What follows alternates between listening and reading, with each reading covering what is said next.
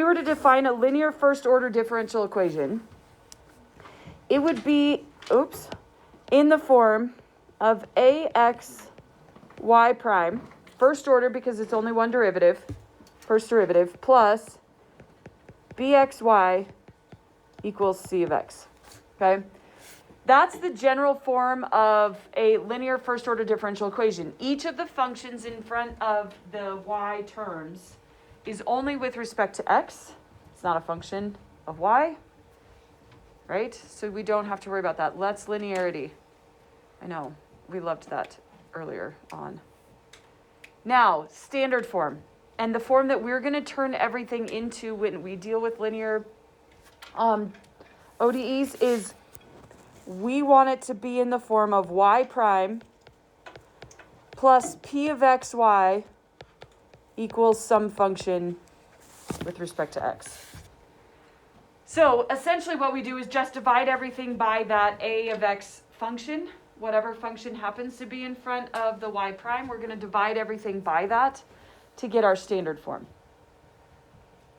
Now, some linear differential equations are also separable, and using separable equations is most of the time going to be easier. So for example, this first equation here, these two equations right here are both separable and linear.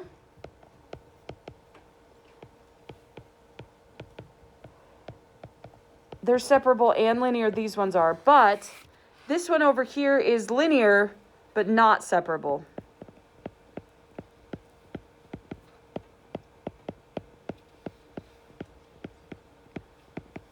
You could prove it if you wanted to. If we wanted to reorganize this, this is linear. We can see the form, it's linear because we have that derivative plus some function times y equals another function. The function just happens to be 0. This is also separable because if I were to move the 2x to the other side, which I can do by addition is fine, and then divide by the y, we'd get 1 over y dy equals negative 2x dx. So it is separable as well as it is linear.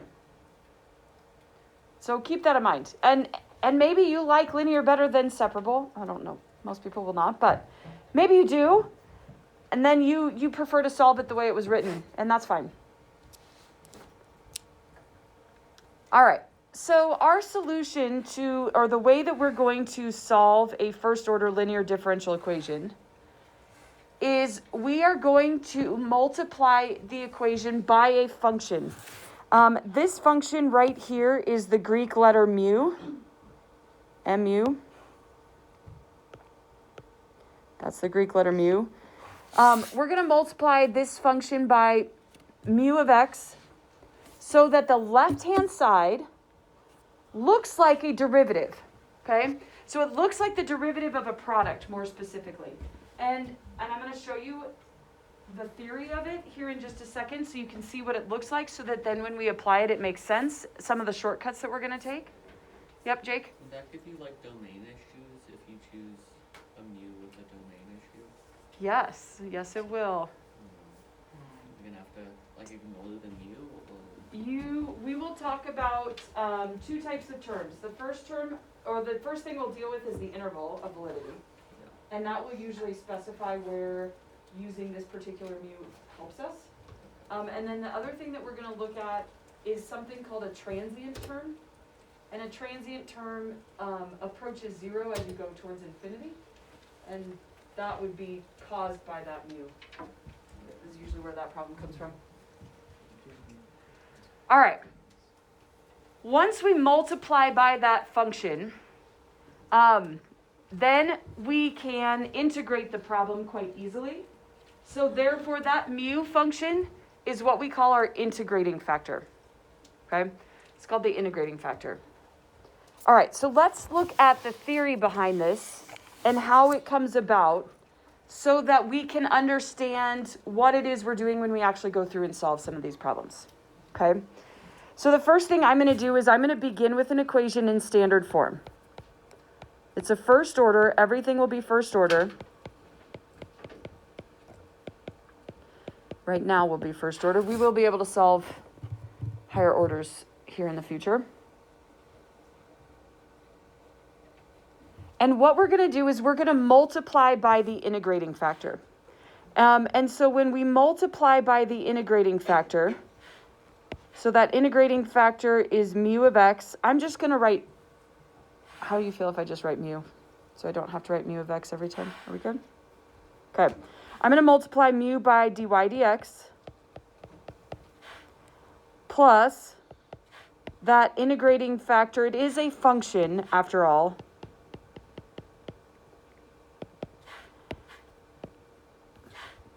And it kind of looks like a funky M or a U with two tails on both sides.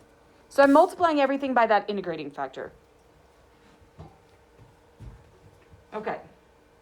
Here's what I want you to look at for just a second. I want you to look at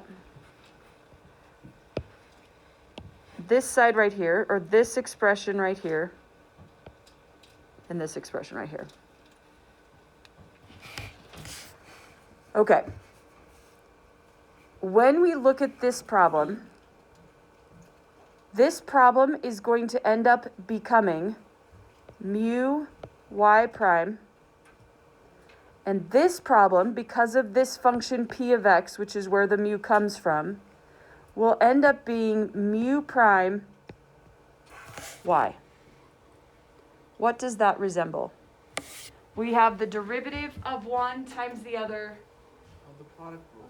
Looks like the product rule, right? Okay. If we look at the left side, this left-hand side is going to be the derivative of some function y times that mu function, right? Because we know that that really equals, when we do that, that equals the derivative of the first term times mu plus the derivative of mu times that first term.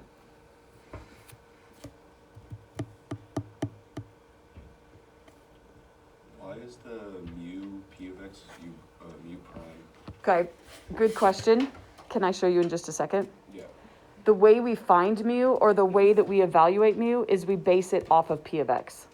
So we're finding an integrating factor based on what p of x is. And I'll show you what that looks like, and then it'll prove to you that that'll work every time.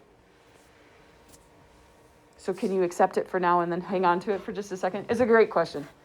Okay, now, comparing these formulas, what we see is that we want mu prime to equal p of x times mu of x. In order for this to be true, this goes to Grant's question, in order for this to be the product rule, we need mu times p of x to be mu prime. We need it to be a derivative, right? Meaning I need p of x to be the chain of mu of x, is essentially what that means. So, let's find a mu that does that. Okay. So if we find a mu that does that, what I'm saying is that mu prime needs to equal p times mu of x, that's what we just said, which, if I separate this as a separable differential equation, we would have d mu over dx equals p of x mu of x. And if I separate this, I would have 1 over mu of x, I'm just going to write mu, d mu equals p of x dx. Do you feel comfortable with that statement? I'll give you a second. So I'm separating a differential equation. I have a derivative that I'm trying to figure out. I'm trying to solve for this function mu of x. And what I know is that in order to make this work, in order for this to be the product rule, that mu times p of x needs to be the derivative of mu. It needs to have that chain in there. So I'm trying to work to unsolve that derivative to figure out what the function actually is. Okay, so now we would integrate both sides, right? Because we have a separable differential equation, so let's integrate both sides. So my left-hand side would be the natural log of that mu function. And my right-hand side would be capital P of x. I'm going to really emphasize that that's capital P of x. Remember, just based on notation, if we have the lowercase and move to the uppercase, it's the antiderivative. Plus some c value. And if I solve this, we know that mu equals e to the capital Px plus c.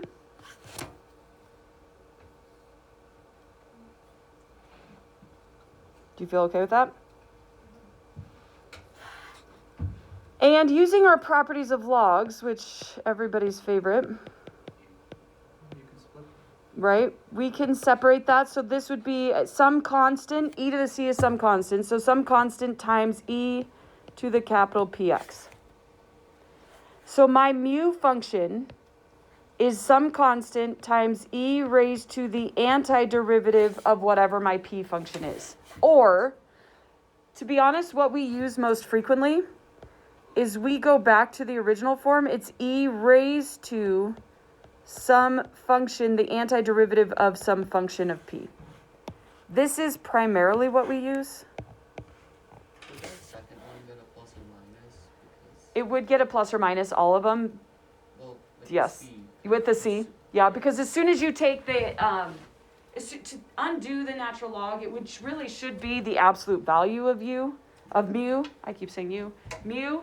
And then to force that to not be the absolute value, c would be plus or minus. Yeah. For this, we will just use the principal, the positive. And in fact, when we find this integrating factor, we won't use the plus c very often at all. Why do we use the integral instead of plus c? Like, Huh? why do we put the integral of dx in the exponent of e? Because that's typically what we use. It's the same thing. It's the same thing. This will get us this eventually, but this is easier to use usually. Okay, are we clear on the theory of why of? It doesn't mean anything to you yet, I understand. But do we understand where this is coming from? Yeah, how does that relate back to the mu px equals mu prime? Okay, so our whole goal is to define what we call an integrating factor. That when we multiply it through the equation, allows this side to become a product rule. So if it's going to become a product rule, then we need the mu function times y prime, which we have, plus the derivative of mu times y. Well, we have the y, so the derivative of u has to be the expression mu p of x. And then we got the And so to say that to be true, we need to find that mu that satisfies that makes that true. So every single time, the mu that we're going to choose is going to be this. Okay. This is going to be our integrating factor. that makes sense. Make sense? Okay, so let's talk about how this works in... We're not gonna have to memorize how to get there, right? No. Can you... This is the integrating factor. Know this. Yeah. The rest will fall into line. It's going to be messy initially, so watch as we go. Now, we can use mu from above to define a general solution. So I'm going to walk you through what the general solution looks like. And again, I think it's easier just to start with your integrating factor and go through. But let me show you how they are, in fact, the same. So we originally had this problem that we said dy dx plus some function p of xy equals q of x. That was my original function. And we said we would multiply by the integrating factor. That integrating factor we just found was ce to the capital Px. And we're going to multiply that by through by everything. And again, we're still on the theory of this. That's a lowercase p, that's a capital P. Those are really hard to tell apart. How much theory is in differential equations? Well, we're on section 4, so it's going to come up. I mean, more than last semester? I always think when the classes are more algebraic based, then yes, you get more theory of proving why things work. All right. Your goal every time is to notice this expression is going to be the same as the derivative with respect to x of that integrating factor times y. And this is not changing. So I'm just rewriting it. So your goal every time is to notice this side. The whole point of multiplying by that integrating factor, the whole point of finding that integrating factor is to make the left-hand side be a product rule between that integrating factor and your y function that we're actually trying to solve for, because y is what we're looking for. We're solving a differential equation. We're trying to find the function y that makes it true. Out of all of this, that's what we're trying to find. This is the technique to do that. Now, what I'm going to do now is I'm going to integrate both sides. So these would all have dx's on them. We'll add that. I'm not very good at remembering to write that dx, although it is important. It should be there. So if you see it missing on the answer key, that's my bad. Would it just be CEPXY? Because the Yep. thing cancels out? Equals the integral of the CE capital P of x, Q of x, dx. Now this right-hand side, to integrate that, we don't know. It's going to require whatever technique comes up. You're going to see partial fractions. You're going to see integration by parts. You're going to see just nice, simple integrations that work beautifully. Not as many of those, unfortunately. You know, that's how that goes. So whatever we need to do to that side, that's what we're going to do. So the end result, my general solution is going to be the integral of e, we don't need the c anymore because the c's will divide out, e to the capital P of x, Q of x, dx over e to the capital P of x. That's going to be the form, the general form of your solution, every time. Am I expecting you to memorize this? Absolutely not. I will tell you, I think the process is actually easier than this, once you get the hang of it. I don't think this process is fantastic. So let's walk through a couple. But no, that's the one we need to know, right? No, if I were to memorize anything, I would memorize that integrating factor. I would memorize the fact that mu is going to equal e to the integral of p of x, little p of x, dx. This is what I would know. And then y equals the integral of p of x, q x, dx. No, I wouldn't even know that. Is that just for this particular example? No, it's for every. That's the general form for any solution to a linear first order differential equation. So why can't you plug that in? You can. I think it's harder. You can try it. I can show you why I don't think it's as easy to memorize that. All right. Okay, theory behind us. Ready to try an example? Ready to go through the steps? Sure. Do we need to breathe for a moment? Yeah. Who thought of all this? Like, how do you even? How do you? Okay, well, let's think about when this stuff was invented. What else was there to do?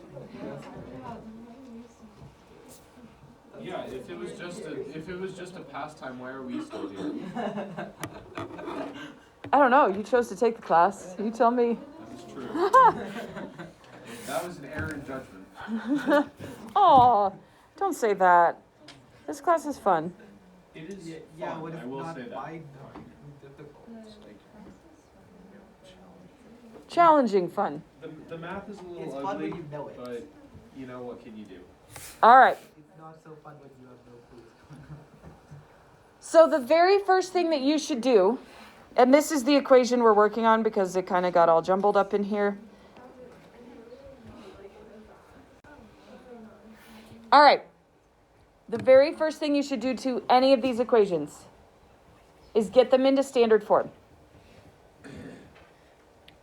Okay? Meaning, I want, Isn't this nope, one separable? this is separable. You can try it separable, but just I want to show you using linear just so that it makes sense. This is separable, and it would be quite easy to do separable. All right. So the first thing that we would identify in this equation, oops, let's not write with a highlighter. Let's go back to a pencil. Okay, the first thing that I would identify is I would identify my p of x. My p of x is the function that's attached to the y as long as this is in what we call standard form. So that's my function, p of x. Okay? So what I'm going to do now is I'm going to identify my integrating factor. And that integrating factor is going to be e raised to the integral of -3, that p of x function, dx. This really creates maybe multiple problems. The first thing that I should deal with is the integral of -3 dx. Can we deal with that? What is it? -3x. So this becomes, and it would have a plus c, we're going to ignore the plus c. This becomes e to the -3x. That's my mu. That's my integrating factor. Okay? If I can simplify e to the -3x, do it. So all I dealt with so far is the integral of -3 dx. That's it. Now what I'm going to do is I'm going to take this integrating factor and I'm going to multiply it by each term. I might stick that 3 out front just so it looks better. Well, it's going to equal 0 because multiplying by that.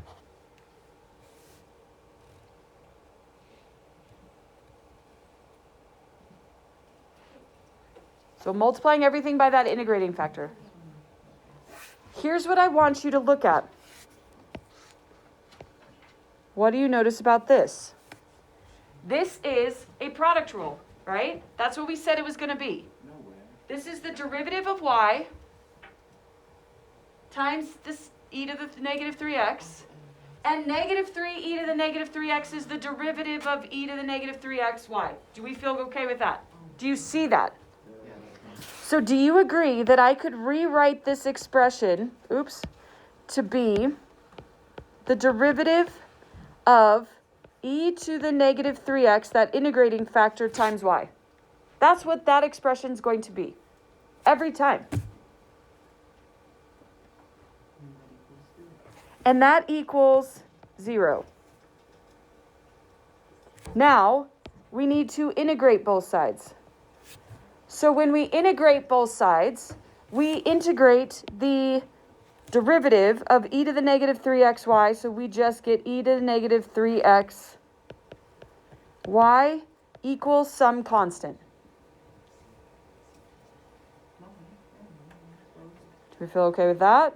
Why do you not add a constant when you already have this? Really, these should both have dx's. Remember how I told you I'd forget the dx's? There you go. I'm pretty good at it. Okay, so we've integrated this. And now my goal is to solve for y, because the solution to a differential equation is the function. And so this function would be y equals c over e to the -3x. Otherwise, we would probably write this as y equals ce to the +3x.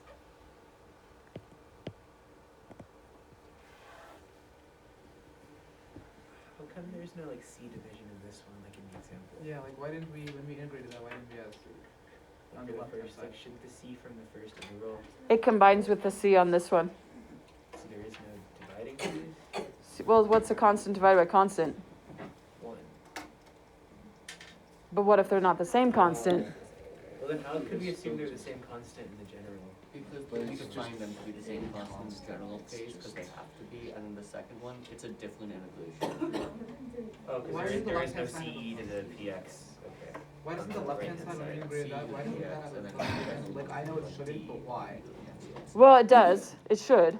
But we've moved it to the other side. And then- So we just combined our constants. Yeah.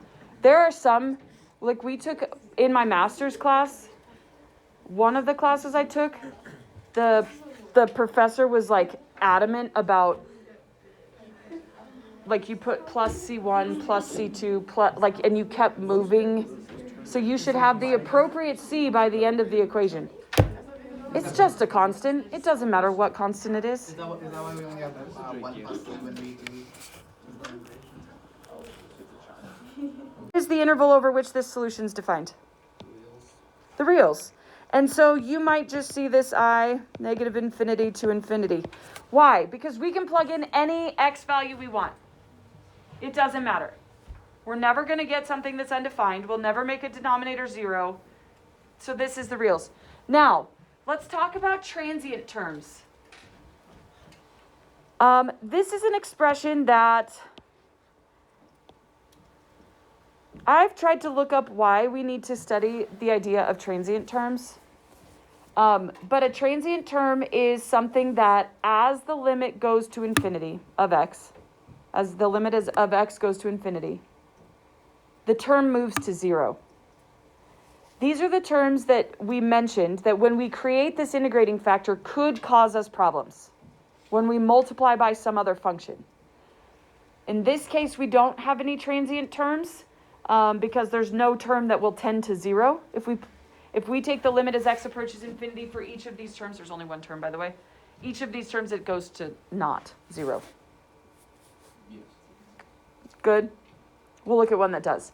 Now, just watch. I'm going to prove to you that this works. Okay? If we had, I'm going to zoom. Oh, that's fun. Hold on. Let's group that with that. Okay. There we go. Okay, I'm going to prove to you that this actually works. Had we noticed that this was separable, we probably would have written this as 1 over y dy equals 3 dx. We would have integrated both sides to get the natural log of the absolute value of y equals 3x. No way. So we get e to the 3x equals So would there be a plus C? e to the 3x plus c equals y, which means we get y equals ce to the 3x. Okay. If it's separable, it's going to be easier most of the time. Why do we have to define the interval in transient terms if we use like the Separable, you should define an interval anyway. okay. I noticed on the homework, did I not define the interval on the homework? But we did on the notes. Okay. I just forgot to type it on the homework because I was pulling these answers from WebAssign, or these questions from WebAssign, and then I started looking at them. I'm like, oh, I didn't put any intervals. Oh well. This worksheet, don't you worry, it's got the intervals. Although I do disagree with one of their answers, so I want to see what you guys think.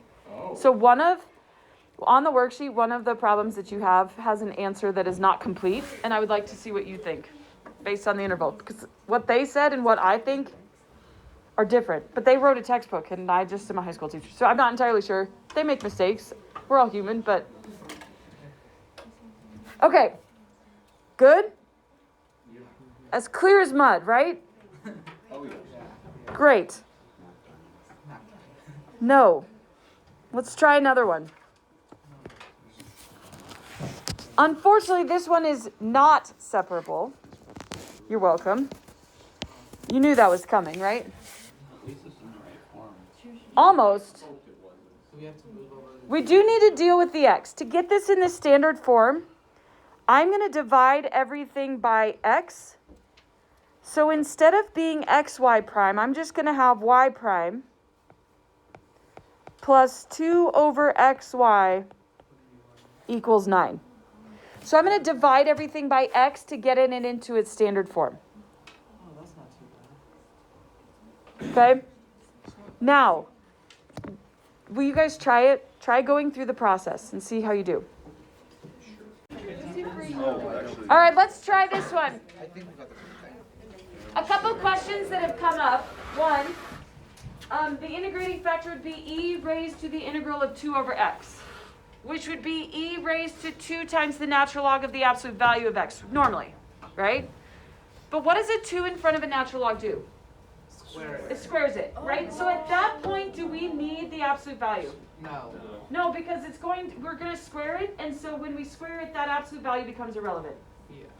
We needed it if we didn't have to square it, so we're just going to deal with e raised to the natural log of x squared. Which means my integrating factor is just x squared.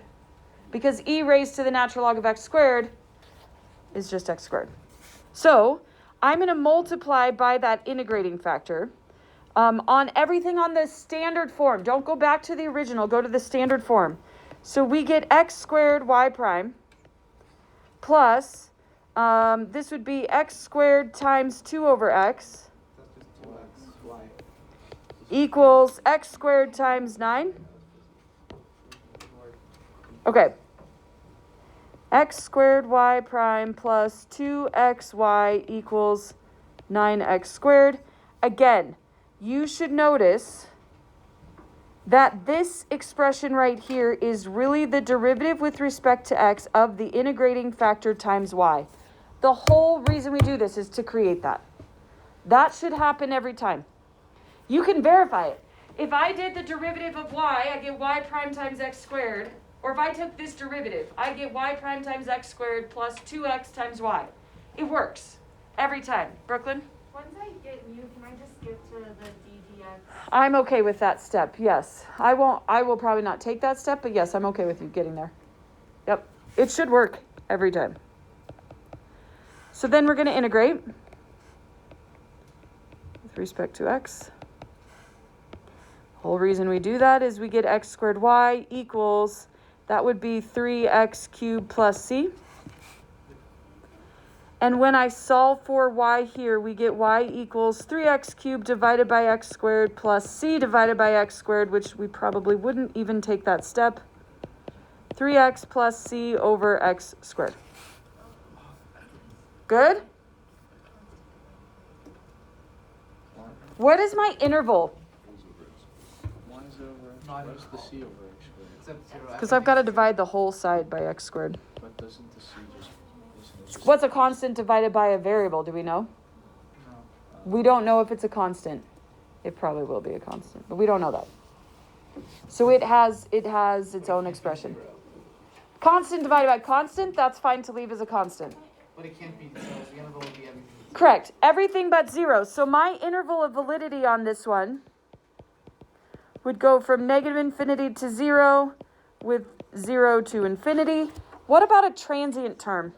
The c over x squared, well, yeah, because c is constant. Right.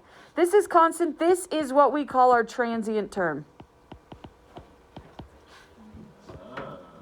Because as x goes to infinity, c over a huge number, whatever that constant is over a huge number, is going to tend towards 0. So that's just called our transient term. It's still part of the solution. We still consider it, but that's the one that is our transient term. I'm being spammed. Sorry. My phone ringing? Kind of like completing the square, but It's Kind of. completing the square but meaner, Yeah, I could believe that. but not as bad as it could be. Not as bad as it could be. I never really looked it up because it's kind of always negative b square root of 4ac all over 2a. Right? Negative b plus c square root of 4ac all. No, there's something else. B squared minus 4ac all over 2a. Is that it? X equals negative b plus or minus the square root of b squared minus 4ac. I remember when we thought that equation was hard. Sounds great. All right. Okay, but deriving it was like a beat to the We are going to come back and visit some of this tomorrow. Oh. And then you'll have an assignment that goes with this tomorrow. And then, yeah. We'll go from there. Is it just gonna be finishing this worksheet? Go back. If I remember, hold on. I think I'm gonna get pulled down that. So I guess I'm starting tomorrow. This is something else. I don't want to volunteer to get You can't go. Organized as the. I don't know. I applied for the wrong. It's like dark chocolate, but like this one.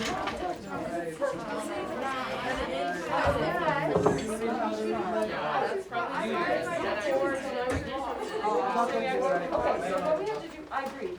Agreed. So what we do is we set up to So that's not what I do actually. No, I'm not going to do it. And I would solve this one where it's one first. And then get that. I will never ever again need to read literature like in professor. And that might actually get through me.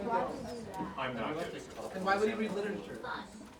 1/2 That's true. plus 1/2. Why would I become a lit? Why the word? Yep, transient all term. the things Oh, I didn't could even do. no. Why It would was I go into literature? Well, yes, it should be all real. It should be good, right? What's your strategy now? I forget some of these things. You good? What? For needing a rest day? You look ridiculous. It's Friday. Friday. We can do a rest day Friday. Yeah, it might not. More directly I hear your sister went down for the count. It does. No, no, I got a kid. And you don't range it? it gives me bigger fun to stare at. Sister's Imagine going not to having Yes.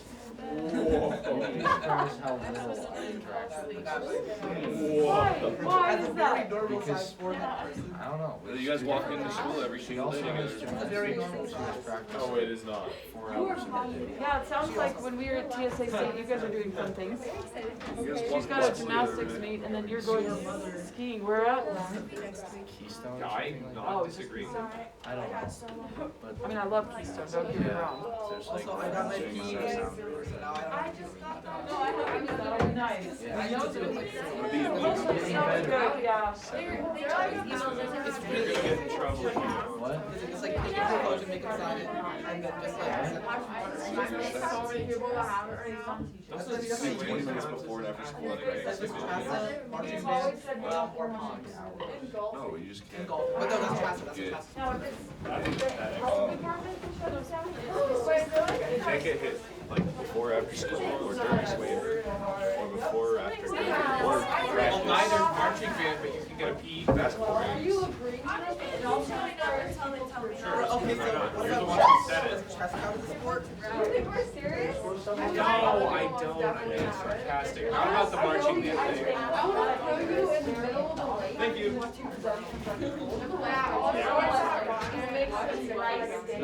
That's not gonna happen. So, She does that a